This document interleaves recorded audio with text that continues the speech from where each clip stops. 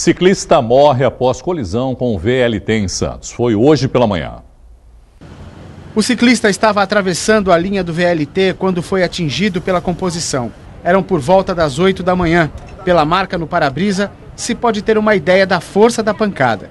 O homem chegou a ser atendido, mas não resistiu e morreu no local. Desde que começou a operar em 2016, já foram registrados 4 acidentes com mortes no VLT. Infelizmente, esse é o primeiro esse ano. Segundo testemunhas, o sinal estava verde para o VLT, que se aproximava da estação Bernardino. O ciclista teria acelerado para atravessar, mas não conseguiu. A polícia já iniciou as investigações sobre o caso. O sistema de transporte coletivo de Santos ganhou hoje 15 novos micro-ônibus. Eles substituem outros antigos em uso. Todos possuem Wi-Fi e são climatizados. Agora, 260 veículos de toda a frota, 95%, têm ar-condicionado e internet móvel. A reitora da Unisanta e coordenadora da Câmara Setorial das Instituições de Ensino da Associação Comercial de Santos, Silvia Teixeira, se reuniu hoje com o presidente da CODESP.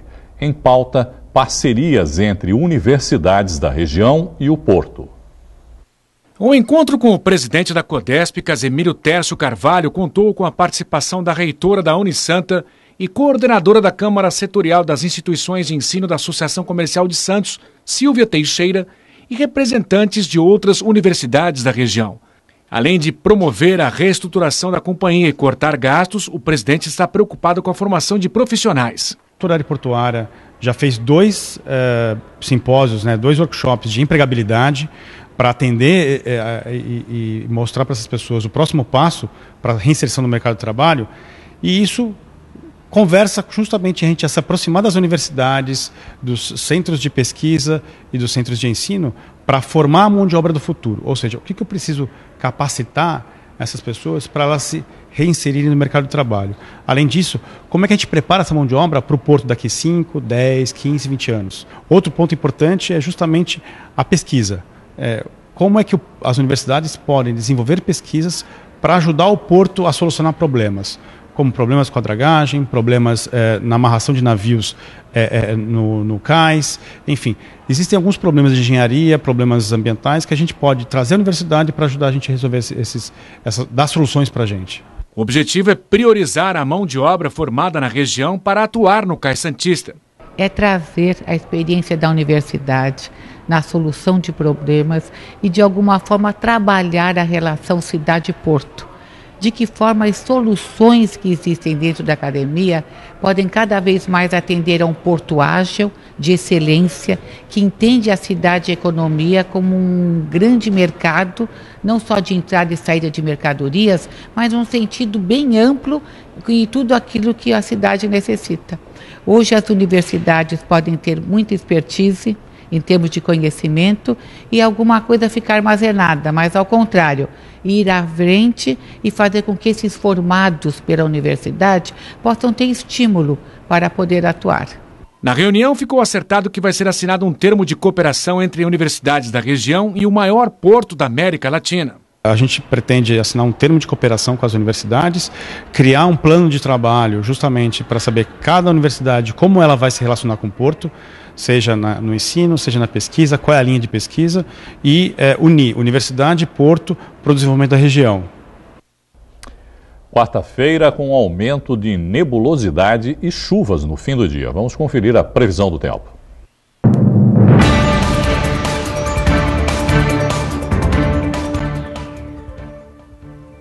Em Santos, sol com aumento de nuvens ao longo do dia e pancadas de chuva à noite. O Núcleo de Pesquisas Hidrodinâmicas da Unisanta prevê maré elevada e mar agitado a partir desta madrugada, com pico previsto para a próxima sexta-feira. Mínima de 22, máxima de 32 graus. Pancadas de chuva no fim da tarde e durante toda a noite em Guarujá. Mínima de 22, máxima de 28. Predomínio de sol em Cubatão e temperaturas ainda muito altas, girando entre os 22 e os 33 graus. Em São Vicente, o dia vai ser nublado, com aumento de nebulosidade e fortes pancadas de chuva à noite.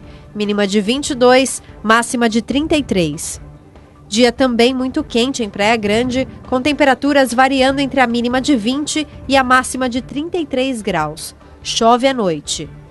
Mongaguá tem dia quente com altas temperaturas e aumento de nebulosidade ao longo do período. Chove forte à noite. A mínima é de 22 e a máxima de 33 graus. Bombeiros santistas conquistam um importante título nacional. Uma equipe da cidade venceu a etapa estadual do Campeonato Brasileiro de Salvamento Veicular.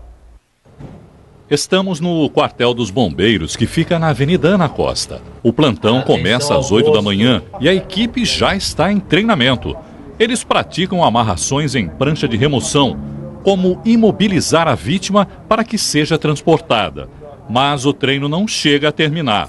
Um chamado faz a equipe sair correndo.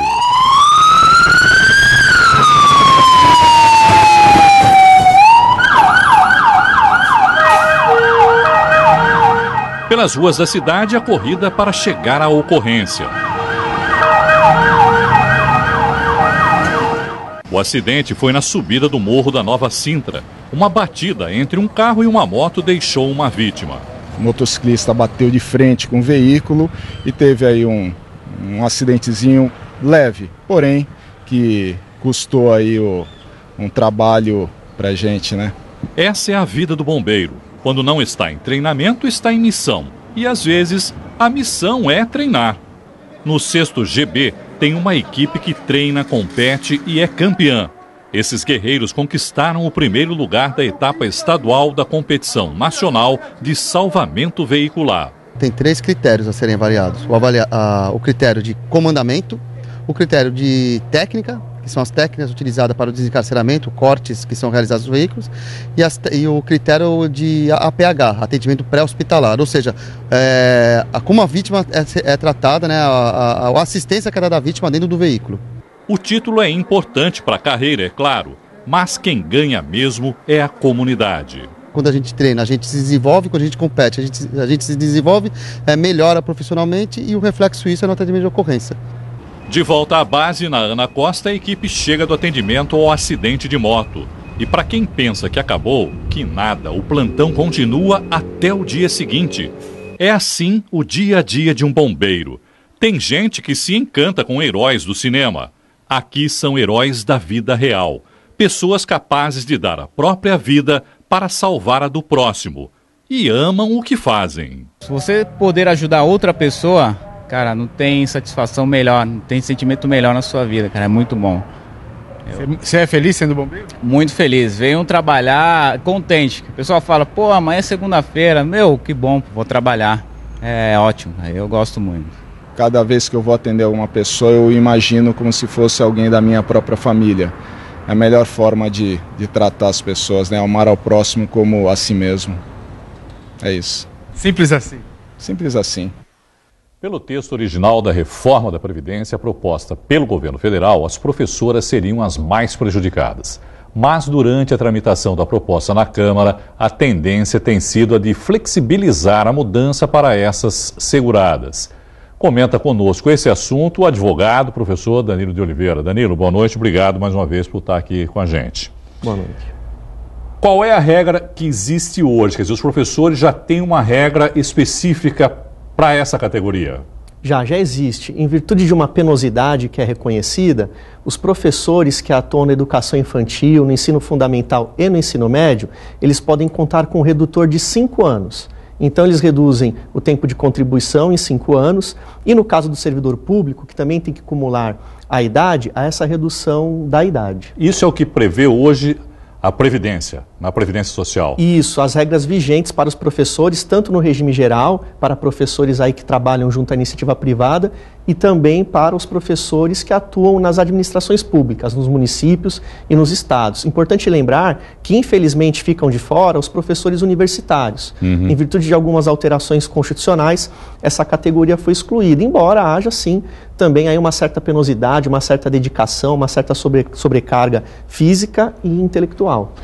A reforma acabou não conseguindo incluir os estados e os municípios. Pelo menos por enquanto. Vai agora para a votação, né, no plenário, e lá ainda pode o presidente, né, Maia, do Congresso, ainda vai tentar incluir, disse ele, né, a reforma também dos governos estaduais e municipais. Mesmo assim, os professores ainda podem, de alguma maneira, estar incluídos na reforma, não é, Danilo, que você estava me falando? Porque podem. Mesmo que não haja que não seja incluído o Estado e o município na reforma, eles já têm esse regime geral deles, é isso? Isso. A exclusão dos estados e municípios afasta a reforma dos servidores públicos civis em geral. Mas para os professores ainda há propostas de regras específicas, né? Basicamente, os professores e professoras, para se aposentar, teriam que trabalhar até os 60 anos de idade. Isso para poderem ter aí proventos, aposentadoria integral. Hoje, a professora mulher, ela consegue, uma servidora pública, se aposentar com 50 anos de idade. Então, o texto original da reforma aumentaria em 10 anos, né? Resumindo, Irineu, de todos os trabalhadores que seriam atingidos pela reforma da Previdência proposta, a professora mulher seria a mais prejudicada, porque seriam aí 10 anos a mais apenas pelo critério da idade. E hoje, por exemplo, tem fator previdenciário também, né, no caso dos professores, Danilo? Para o servidor público, professor servidor público não. Basta que ele cumule, dentre outros requisitos, a idade mínima e o tempo de contribuição mínimo. Agora, no regime geral, existe esse contrassenso, porque o fator previdenciário é aquela fórmula que basicamente reduz o valor dos benefícios, e aí é como se a legislação desse com uma mão, ou seja, permitisse uma aposentadoria com 5 anos a menos de contribuição para os professores, mas com outra mão falasse, já que você está se aposentando mais cedo, então você vai sofrer uma redução do valor. Então, um contrassenso. Se há uma penosidade reconhecida, é importante que nós não admitamos, então, a incidência do fator. Infelizmente, essa tese jurídica ela é minoritária, mas, assim, muitas decisões judiciais que têm afastado o fator previdenciário da aposentadoria dos professores vinculados ao regime geral. Acho que o que agora a preocupação em relação a isso que está acontecendo, não é, Danilo? É que outros segmentos da sociedade também comecem a reclamar em relação à reforma da Previdência, que é um pouco que a gente já tem visto. Quer dizer, os professores de alguma maneira estão se sentindo descontentes, os policiais também fizeram uma manifestação agora dizendo que não concordam com o que está sendo proposto agora e exigiam, por exemplo, que as policiais femininas também tivessem uma redução da idade para 52 anos e por aí, quer dizer, começa de alguma maneira desidratar a reforma, não é, Danilo? Sim, e a reforma acaba, com o passar do tempo, com a tramitação, perdendo a sua essência. É natural que cada categoria busque aí reconhecer o que lhe é devido. Em relação aos professores, tem estatísticas muito preocupantes, Irineu, por causa daquela síndrome de esgotamento, né? Síndrome de burnout. Há estudos científicos que comprovam isso, até por questões psicológicas. O professor ele acaba se envolvendo com a comunidade local, com os problemas familiares. Eu vejo com bons olhos essa proteção devida ao professor. A gente convive, né? Sou professor, convivemos com professores e a gente estamos diariamente... aqui num ambiente universitário, perfeito, não é? E a gente sabe que essa dedicação, ela acaba gerando um desgaste maior. Então é importante para toda aquela atividade que a gente comprovadamente tem esse desgaste maior, você tenha regras específicas. Como nunca a gente tem visto professores sendo, inclusive, agredidos fisicamente por alunos, né, Danilo? Quer dizer, isso também é um causador de um trauma, né, para o profissional da área. Perfeito. Além da sobrecarga física, da jornada extensa, a dobra, às vezes num período está na educação infantil, no outro já na educação fundamental, há uma mudança aí de padrões, enfim, há também os problemas relacionados às comunidades, às famílias de baixa renda, a questão cultural, da violência. Então hoje realmente é uma das atividades mais complexas que nós temos e infelizmente das menos valorizadas, principalmente naquela faixa etária em que as crianças necessitam de uma atenção maior. Deveria ser a mais valorizada, né, os professores. Você citou aí que os professores universitários ficam fora. Qual é a diferenciação em relação aos professores universitários, Então, Danilo? os professores universitários, eles não contam com esse redutor. Então, para que um professor do sexo masculino se aposente, ele não conta com a redução, ou seja, ele tem que trabalhar 35 anos e não apenas 30. Como se fosse do regime previdenciário... Digamos assim, geral. Ele cai numa, entre aspas, vala comum. O que também é equivocado, porque o professor de graduação, pós-graduação, seja mestrado, seja doutorado ou lato sensu, ele também tem pesquisa, ele também tem atividades de produção científica, não é? Há também um desgaste muito grande. Qual a sua expectativa em votação Em relação à votação agora da reforma da Previdência, Danilo. Infelizmente eu não acredito que esse relatório seja entregue entre amanhã e quinta-feira. Eu acredito que somente para depois do recesso. Tomara que esse período nos permita reflexões, nos permita posicionamentos, cobranças que são importantes, porque a reforma da Previdência ela impacta durante muitos anos na vida de toda a sociedade. Então decisões dessa importância devem ser tomadas com muita cautela. E que de alguma maneira seja uma reforma para um longo prazo, não é, Danilo? Porque também não adianta fazer uma reforminha agora, daqui a 5, 10 anos tem que fazer outra reforma de novo e passar novamente por todo esse desgaste, né? Vira uma colcha de retalhos ou um Frankenstein, né? Sai pior a emenda do que o soneto. Danilo, muito obrigado, viu, mais uma vez pela sua participação conosco aqui no Caderno Regional e uma boa noite para você. Muito obrigado, uma boa noite. O Santos Film Fest segue até amanhã. Com o objetivo de manter viva a memória do cinema nacional, o evento promoveu o lançamento do livro de Valdemar Lopes, com textos do artista plástico e crítico de cinema. O lançamento foi no Shopping Patiporanga, em Santos, e atraiu apaixonados por filmes. Oscar é um estudante de 17 anos. O jovem se interessou pela obra porque ama cinema e sonha em poder trabalhar com a sétima arte. Já que eu quero conhecer um pouco mais sobre esse ramo, principalmente no Brasil, eu achei interessante vir para cá, onde vão lançar um livro sobre o cinema brasileiro. Grandes interpretações do cinema brasileiro é ainda mais importante para Maria, irmã do autor e homenageada no livro. Ele pôs ali no agradecimento que eu fui a primeira que levei ele no cinema, né? Então isso daí me fez até me emocionar. Fiquei emocionada de saber que ele lembrou disso, né? E eu também era muito fanática por cinema. Eu, na minha época mais nova, eu estava sempre no cinema.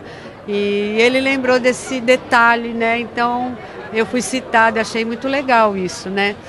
A obra de 150 páginas reúne textos sobre atuações marcantes de atores brasileiros. Os artistas são todos muito consagrados, artistas queridos do povo. Em especial para mim, a Sônia Braga, que é a minha musa do cinema brasileiro, rainha absoluta, e ela me inspirou muito, tanto que a capa do livro são pinturas que eu fiz, inspiradas no filme dela. E ela está muito bem acompanhada. Tem a Fernanda Montenegro, a Fernandinha, a filha dela, e os nossos amigos santistas, o Nuno Leal Maia, o Oscar Magrini, muito meu amigo aqui também, a Beth Mendes, o Sérgio Mamberti, o Neila Torraca. Santos é um celeiro de artistas, então aqui eu faço minha pequena homenagem a eles. O prefácio do livro foi escrito por Gustavo Klein, jornalista e apresentador do programa Releitura, aqui da Santa Cecília TV.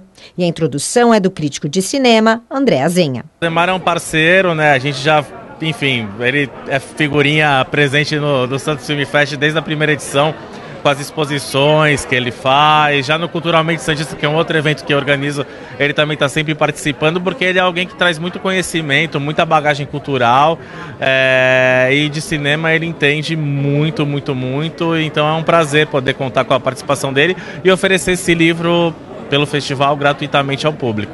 O autor do livro pretende fazer com que aquele que ler a sua obra se interesse não apenas pelo cinema nacional, mas que ele divulgue a história do cinema brasileiro. E eu tô aqui com a Inês, ela que veio passear aqui em Santos, está há 2 anos morando em Portugal, ou seja, vai levar já o seu livro para ler lá na Europa, seu filho gosta de cinema, vai ler também. O que achou aqui dessa história de poder ler um pouquinho sobre o cinema nacional? Eu achei muito interessante, as passagens, eu já li um pouquinho aqui e as passagens que eu li eu achei bastante interessante. Algumas coisas eu já conhecia, outras não, e vou levar ele especialmente para o meu filho que ele tem 16 anos e agora ele está louco por cinema, disse até que vai ser diretor de cinema, então estou levando especialmente para ele. 150 exemplares foram distribuídos gratuitamente durante o Santos Film Fest. E não há previsão de quando o livro será vendido. A gente não sabe ainda o futuro se vai poder ser gratuito ou um valor assim só de custo, mas ainda vai ter outros volumes, porque não couberam todas as grandes interpretações do cinema brasileiro aqui, então vai ter um volume 2, quem sabe 3. A 8ª edição da Ação do Coração vai ser realizada dia 2 de agosto em Santos. Para arrecadar a maior quantidade de corações possíveis, as oficinas de confecção já começaram em shoppings de Santos, São Vicente e Guarujá. Coordenadores de oficinas e demais voluntários juntos para uma força-tarefa, produzir corações. Em pensar que toda essa mobilização começou com uma história muito triste, a perda de um ente querido. É uma história de ressignificado. Ela nasce de uma grande dor, a partida do meu irmão aos 38 anos do coração. A gente nunca espera ver uma mãe enterrando um filho. O irmão mais velho nunca espera que vá enterrar o irmão mais novo. E no caso nosso, o dia 2 de agosto era o dia mais triste da nossa vida. A gente conseguiu ressignificar essa data realizando um sonho do meu irmão, que foi trazer a ação do coração. Nós pensávamos que só ia ser fazer homenagem, fazer o que ele queria fazer, né? Mas, no fim, Deus nos deu essa missão, que está cada vez maior, mas a gente conta, Ele sempre nos dá força, poder de Deus, e vão chegando, as coisas assim vão vindo, e a gente vai indo, fazendo, até quando Deus permitir, né? Um início doloroso que se transformou numa poderosa corrente de amor. E era uma coisa muito séria, a gente fazia uma oração antes de começar a confeccionar os corações. E hoje eu estou em Aracaju, eu mudei para Aracaju, eu estou há 5 anos em Aracaju. E estamos querendo levar essa ação do coração para Aracaju, porque nesse mundo de tanta violência, com mulheres inclusive, com idosos, eu acho que essa ação do coração vem trazer muito amor e muita paz também do lado de lá do Nordeste. No ano passado foram doados 180 mil corações confeccionados no Brasil e também no exterior. A expectativa da organização é que neste ano ultrapasse esse número. A ação do coração acontecerá no dia 2 de agosto, a partir das 11 da manhã, na Praça Mauá, no centro de Santos. E a oficina aqui do Shopping Parque Balneário vai funcionar até o dia 31 de julho. Quem quiser pode chegar aqui e ajudar a confeccionar corações como estes, de vários tamanhos, cores e modelos. A ideia é, no dia 2, fazer com que um coração como este possa ser uma doação de amor e carinho ao próximo. Convido todas as pessoas, amigos, crianças, adultos, idosos. Aqui é um lugar de ser feliz. Aqui nós temos material, damos tudo, ensinamos. E você vem, só basta ter um bom coração. Vem pra ação do coração! Vem! Só reforçando então para você, a oficina do Shopping Balneário acontece até o dia 31 deste mês, de terça a domingo, das 3 da tarde até as 8 da noite. O endereço é a Avenida Ana Costa 549, no Gonzaga, em Santos, e a entrada é gratuita. A edição de hoje termina aqui. Você continua bem informado acessando o santaportal.com.br. Uma boa noite a todos. Eu volto amanhã. Tchau.